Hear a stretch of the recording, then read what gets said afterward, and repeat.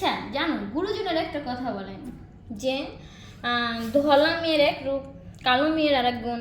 ঠিক আছে?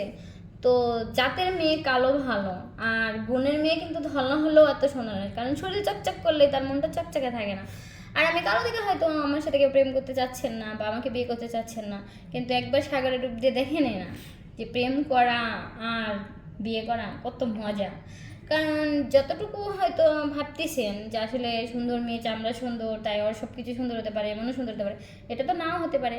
আর একটা কালো মেয়ের মধ্যে যে নাই তা তো এমন কথা না, কারণ মেয়ে তো মেয়ে, মেয়েরা তো এখনো ইয়ে না।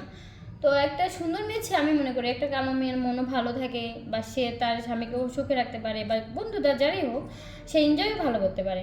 কারণ যদি তার সাথে বুঝেন যে সে আসলে পারে কিনা, বা তার চেয়ে 3 গুণ করতে পারে কিনা, আর যদি কেউ চেষ্টা করে তাহলে অবশ্যই পারবে। আর আমি মনে করি যে যত সুন্দর মায়া হোক না কেন, তাদের চেয়ে কালো মেয়েদের অনেক অনেক মানে ব্লেসিং পাওয়ার আছে, যে তারা তার স্বামীকে সুখে রাখতে পারে, ফ্যামিলিতে তেমন থাকে, তারপরে প্রেমিকের সাথেও যতটুকু থাকে। একটা ছেলে যখন একটা মেয়ের সাথে রিলেশন করে, তখন কিন্তু সে ভাবে না সে কালো না সুন্দর। কারণ কি জানেন, যে ওই যে তার তো দরকার একটা জিনিসই, সে এনজয় করাটা।